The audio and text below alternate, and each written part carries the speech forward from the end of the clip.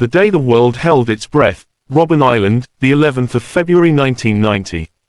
A thin, grey-haired man in a simple brown suit walked out of Victor Verster prison after 27 years behind bars. Cameras flashed. The crowd roared. Billions watched on television. At 71 years old, Nelson Mandela was finally free, and the modern history of South Africa, and perhaps the idea of forgiveness itself, would never be the same again. This is the complete, unfiltered story of Nelson Mandela, the lawyer, the rebel, the prisoner, the president, the global icon, and the very human man beneath it all. Early life: born into royalty, raised in struggle. 1918–1940. Nelson Mandela was born on the 18th of July 1918 in the tiny village of Mvezo, in the Transkei region of South Africa. His birth name was Kolithlathla, which colloquially means troublemaker. His father, Gadla Henry Fakaniezwa, was a chief of the Thembu people and a councillor to the royal house. After his father's death when Kolithlathla was 9, the acting Thembu regent, Jongan Tabadalandaibo, became his guardian and gave him the English name, Nelson. He attended a Methodist mission school and then Fort Hare University College, the only higher education institution for black Africans in South Africa at the time. In 1940, at age 22, Mandela was expelled for joining a student protest. He fled to Johannesburg to avoid an arranged marriage and began working as a night watchman at a mine while completing his BA by correspondence through the University of South Africa, UNISA. Becoming a lawyer and discovering politics. 1940s. In Johannesburg, Mandela enrolled at the University of the Witwatersrand to study law, one of the very few black students. There he met future anti-apartheid activists such as Joe Slovo and Harry Schwartz. In 1944 he co-founded the African National Congress Youth League, ANCYL, with Walter Sisulu and Oliver Tambo. The ANCYL pushed the older ANC leadership toward mass mobilization instead of polite petitions. In 1952 Mandela and Oliver Tambo opened the first black law firm in South Africa, Mandela and Tambo, offering free or low-cost legal counsel to black people victimized by apartheid laws. Apartheid hardens, Mandela radicalizes. 1948–1960. In 1948 the National Party came to power and began implementing full-scale apartheid, racial classification, forced removals, pass laws, and the total segregation of every aspect of life. 1955, Mandela helped draft the Freedom Charter at the Congress of the People in Kliptown, a visionary document calling for a non-racial, democratic South Africa. The government labeled it treason. 1956–1961, the treason trial. Mandela and 155 others were charged with high treason. After 4 exhausting years, all were acquitted in March 1961. From non-violence to armed struggle. 1960–1962. On the 21st of March 1960 police opened fire on peaceful protesters in Sharpeville, killing 69 people. The government banned the ANC and PAC.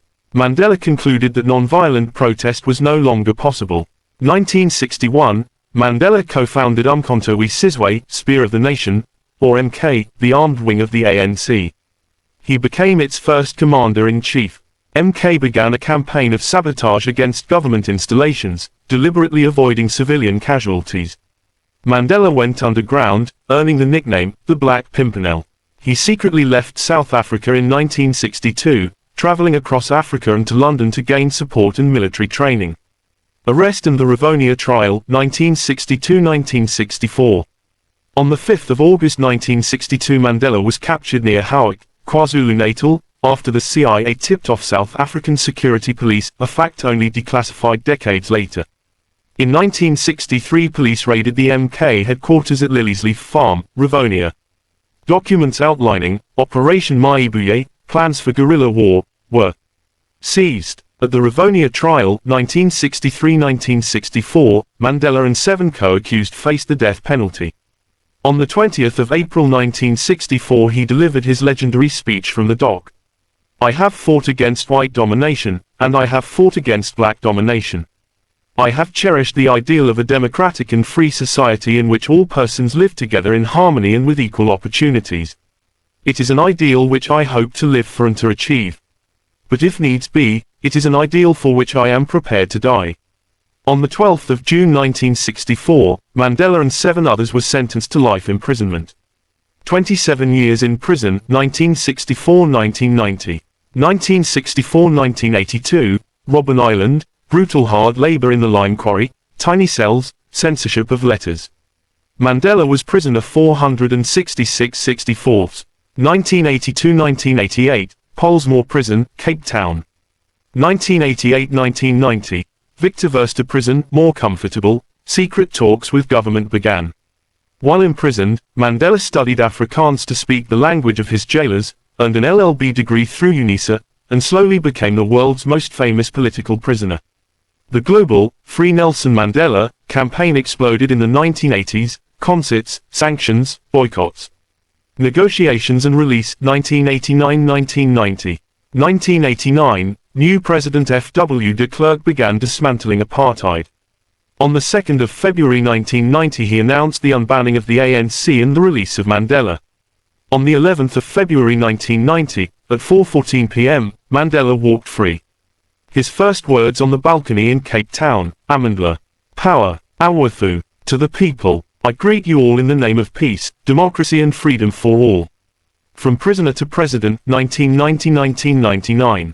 1990-1993 were terrifying years. Thousands died in political violence between ANC and Inkatha supporters, and right-wing extremists plotted coups. 1993, Mandela and de Klerk jointly awarded the Nobel Peace Prize. April 27, 1994, South Africa's first democratic election. The ANC won 62%. On the 10th of May 1994, Nelson Mandela was inaugurated as the first black president of South Africa at age 75. Presidency highlights, 1994-1999. Established the Truth and Reconciliation Commission, TRC, under Archbishop Desmond Tutu, granting amnesty for politically motivated crimes in exchange for full confession. Launched the Reconstruction and Development Program, RDP, building over 1 million houses, bringing electricity and water to millions. Promulgated a progressive new constitution, 1996, with one of the strongest Bill of Rights in the world. Rugby World Cup 1995 Mandela wore the Springbok jersey, formerly a symbol of white Afrikanism, and handed the trophy to Captain Francois Pienaar, uniting the nation in one of the most iconic moments in sports history. He stepped down after one term, the first South African president ever to do so voluntarily. Retirement, global elder, and final years, 1999-2013. Mandela focused on HIV, AIDS, after tragically losing his son Makgato to the disease in 2005, the Nelson Mandela Foundation, and the Elders Group with Kofi Annan, Jimmy Carter, and others. His 90th birthday concert in 2008 drew 46,000 people to Hyde Park. He married Graca Machel, widow of Mozambican President Samora Machel, on his 80th birthday. Health declined from 2011 onward due to recurring lung infections from his Robben Island years. On the 5th of December 2013, at age 95, Nelson Rolihlahla Mandela died at his home in Horton, Johannesburg. His state funeral on the 15th of December 2013 in Qunu was attended by dozens of world leaders and watched by billions. Legacy, the man and the myth. 250-plus honors, including the Nobel Peace Prize, U.S. Presidential Medal of Freedom, Soviet Order of Lenin, and Bharat Ratna, India. Statues, streets, bridges, universities on every continent bear his name. Yet critics, especially in later years, accused him of selling out in the 1990s negotiations, accepting political power while economic power remained largely in white hands.